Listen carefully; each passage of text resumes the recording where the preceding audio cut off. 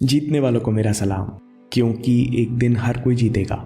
इस लाइन के बाहर से अगर बॉल बास्केट में डालें तो आपको 3 पॉइंट्स मिलते हैं, अंदर से फेंके तो 2 पॉइंट्स मिलते हैं।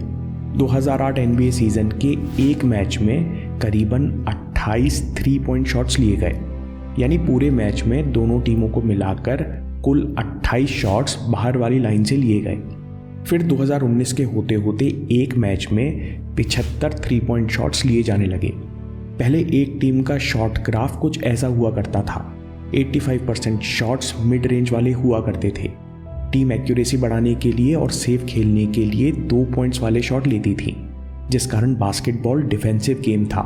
ये एक तरह से लंबे चौड़े शरीर वाले प्लेयर्स का पावर गेम बन गया था। लेकिन पिछले 5-6 सालों से मिड रेंज शॉट्स गायब होने लगे हैं। अब टीम का पोजीशन शॉट ग्राफ कुछ ऐसा होता है। ये जो अचानक बदलाव आया है उसमें एक प्लेयर का बड़ा हाथ है। स्टीफन करी बास्केटबॉल इतिहास के सबसे काबिल शूटर माने जाते हैं। स्टीफन करी कोर्ट में कहीं से भी कैसे भी शूट कर सकते हैं, चाहे वो हाफ कोर्ट से हो, चाहे दौड़ते दौड़ते हो, चाहे वो मैच के आखिरी सेकंड से हो। स्टीफन करी कोई मौका नहीं चूकते। शुरू में स्टेफ करी के शॉट्स देखकर लगता है कि ये तो लकी शॉट था, लेकिन स्टेफ करी लगातार ऐसे अविश्वसनीय शॉट्स लेते हैं। वे अभी तक NBA के सबसे एक्यूरेट शार्प शूटर भी हैं। ये इतना आसान नहीं है, खासकर जब 2 6.5 फुट के प्रोफेशनल खिलाड़ी आपको गार्ड कर रहे हों। लेकिन स्टेफ करी लगातार हाई एक्यूरेसी के साथ 3 पॉइंट्स शूट करते हैं। खेल के ऐसे स्तर के लिए कोई टीम तैयार नहीं थी। स्टेफ करी और उनकी टीम गोल्डन स्टेट वॉरियर्स ने 2015, 2017 और 2018 में चैंपियनशिप जीती और उनकी टीम का वैल्यूएशन 10 साल में 4 गुना हो गया। कंपटीशन में रहने के लिए बाकी टीमों को अपना गेम और स्ट्रेटजी तत्काल बदलना पड़ा। तो सवाल ये है कि स्टीफन करी ने ये अविश्वसनीय स्तर पाया कैसे? बास्केटबॉल की दुनिया में कोच एलन स्टीन का नाम इज्जत से लिया जाता है। इन्होंने कई नामी प्लेयर्स की मदद की। एलन स्टीन कहते हैं कि कई साल पहले मुझे कोच के रूप में एक ट्रेनिंग कैंप में बुलाया गया, जहां पूरे देश के टॉप 30 हाई स्कूल प्लेयर्स चुने गए थे। उन टॉप प्लेयर्स के झुंड में एक अनजान सा दुबला पतला लड़का था।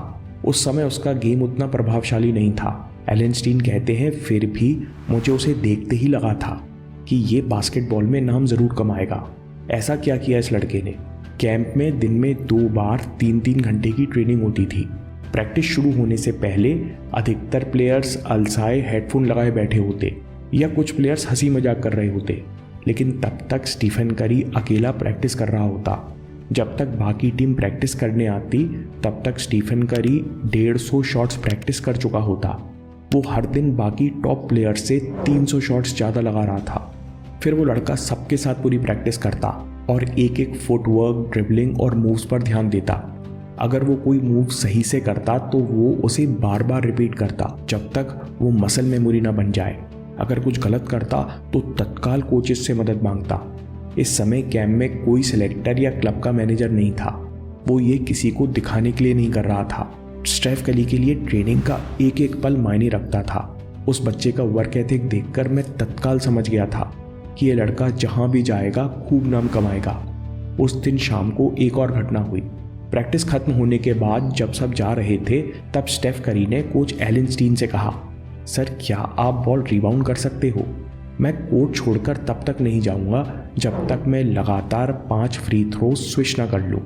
स्विच थ्रो का मतलब है कि बॉल को बिना बोर्ड और रिंग के छुए सीधे बास्केट में जाना चाहिए।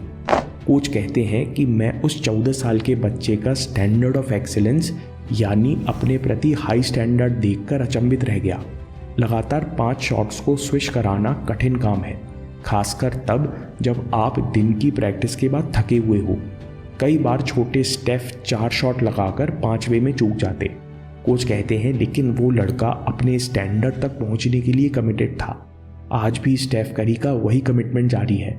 उनकी प्रैक्टिस अन्य लेवल पर विकसित हो चुकी है।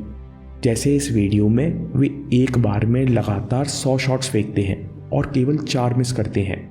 या फिर इस वीडियो को देखिए जहां गेम शुरू होने से पहले स्टेफ करी वार्म अप करते हैं, फिर टनल शॉट लेते हैं, यानी बास्केट में 50 फीट दूर स्टेडियम के दूर कोने पर खड़े होकर शॉट लेते हैं।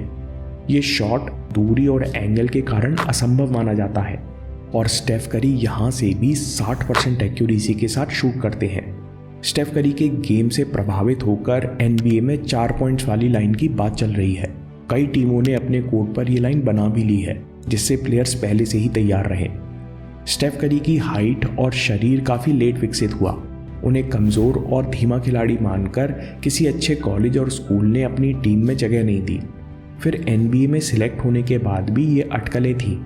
ये दुबला पतला प्लेयर क्या NBA के बड़े बड़े मुष्टंडों के सामने टिक पाएगा? ये अटकलें 2 साल तक सच साबित होती दिख रही थीं, जब स्टेफ बार बार चोटिल हो रहे थे। लेकिन इस बीच करी साहब अपने गेम के विभिन्न आयाम का विकास करते चले गए। उन्होंने हैंडलिंग, पासिंग और शूटिंग को इतना विकसित कर लिया कि 2015 तक आते आते उन्होंने बास्केटबॉल को पलट कर रख दिया। जब एंजेला डकवर्थ स्कूल में साइंस टीचर थीं, तब उन्होंने देखा कि हमेशा सबसे टैलेंटेड बच्चे सफल नहीं होते। कुछ बच्चों को जीवन में दिशा मिल जाती है और कई बार एवरेज दिखने वाले बच्चे बहुत आगे निकल जाते हैं। उन्होंने इस संयोग को नाम दिया ग्रिट। हम ये जानते हैं कि ग्रिट रिसर्च में कुछ कमियां हैं, लेकिन एक बात साफ है कि लगातार लॉन्ग टर्म गोल पर काम करने से आपकी सफलता के चांसेस कई गुना बढ़ जाते हैं। और यही स्टेफ करी साहब भी कह रहे हैं कि हर किसी के पास कुछ ना कुछ विशेषता है। इस दुनिया में कितने महान साइंटिस्ट्स, लेखक, डॉक्टर, जर्नलिस्ट, टीचर्स और कोच हैं। हर कोई किसी ना किसी चीज़ के लिए पैशन महसूस करता है। हमको उस एक स्किल, एक क्षेत्र को चुनकर उस पर अपना पूरा जोर लगा देना चाहिए। उस एक कला में हमको सर्वश्रेष्ठ होना है। वो श्रेष्ठता निर्णय करेगी कि इस दुनिया में आपका क्या स्थान होगा। दोस्तों, मैं जानता हूँ ये इतना सिंपल नहीं है, लेकिन ये वो चीज़ है जो आप कर सकते हो, जिसे करके आप अच्छा महसूस कर सकते हो। इस समय आपके मन में सवाल आएगा कि हम क्या करें, हम अपने पैशन पर कैसे काम करें। हम तो ये भी नहीं जानते कि हमारा पैशन क्या है। सबसे पहले अपनी जिम्मेदारियों को पूरा करिए। जब तक आप जिम्मेदारियों से भागते रहेंगे, तब तक आपका मन कभी शांत नहीं होगा, जिससे हमेशा कन्फ्यूजन बना रहेगा कि मैं क्या करूं। जब भी ऐसा डाउट हो तो सबसे पहले अपनी जिम्मेदारी पूरी करो और बचे हुए समय और शक्ति को अपने पैशन में झोंक दो। इस पूरे प्रोसेस में आप निखर जाओगे। आपको पता चलेगा कि आप अपनी मर्जी से किसी भी चीज़ में जी तोड़ मेहनत कर सकते हो। और जब ऐसा होता है तो आपकी सारी कमियां मेहनत और लगन के सामने फीकी पड़ जाती हैं।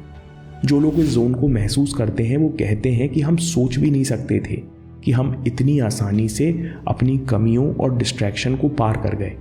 अगली बात जो स्टेफ करी कहते हैं वो है मेक इट वर्क। स्टेफ करी के पिता प्रोफेशनल बास्केटबॉल प्लेयर थे, लेकिन शुरुआत स्टेफ करी ने किसी प्रोफेशनल कोर्ट से नहीं की, बल्कि घर के बाहर ऊबड़ खाबड़ रोड से ड्रिबलिंग करना सीखा। स्टेफ करी कहते हैं कि एक बात मुझे जल्दी समझ आ गई थी कि जो भी है उससे काम शुरू कर दो और काम को पूरा करो। Make it work no matter what you have to work with. Stephen Curry आखिर में हम सब के लिए प्रैक्टिकल सलाह देते हैं कि जब मैं अकेले में प्रैक्टिस करता हूँ तब मैं अपने लिए हाई स्टैंडर्ड सेट करता हूँ। जैसे अकेले प्रैक्टिस करते समय मैं 60% एक्यूरेसी से शूटिंग करूँगा और उन्हें पूरा करने की कोशिश करूँगा। इससे बहुत कॉन्फिडेंस बढ़ता है, जिससे मैच के प्रेशर में मुझे दिक्कत नहीं होती। वे कहते हैं कि एक समय था जब मैं एक बार में केवल 40 शॉट लगा पाता। हाथ और कंधे जवाब दे देते। कोशिश करते करते मैं एक बार में 100 शॉट्स लगाने लगा। स्टीफन करी बाकी टॉप प्लेयर्स से हर दिन 300 शॉट ज़्यादा लगा रहे थे, जो कि एक साल के होते हैं 1,09,500, और ऐसा वो कम से कम 15 साल से कर रहे हैं। यानी वो बाकी टॉप प्लेयर से करीबन 16,42,500 शॉट ज़्यादा लगा चुके हैं। तो वीडियो के आखिर में मेरा एक आपसे सवाल है कि जिस लेवल के आपके सपने हैं, क्या उस लेवल की प्रैक्टिस आप आज कर रहे हो? दोस्तों, मुझे कमेंट में ज़रूर बताइए। और अगर आपको ये वीडियो पसंद आया तो विल स्मिथ के वर्क एथिक पर वीडियो ज़रूर देखिए या बात के लिए सेव कर लीजिए, क्योंकि आपके समय से कोई वीडियो, कोई ऐप, कोई न्यूज़ कीमती नहीं है। मैं काम के किस्से लाता रहूँगा। हिम्मत, हरकत, होशियारी, हम जीतेंगे।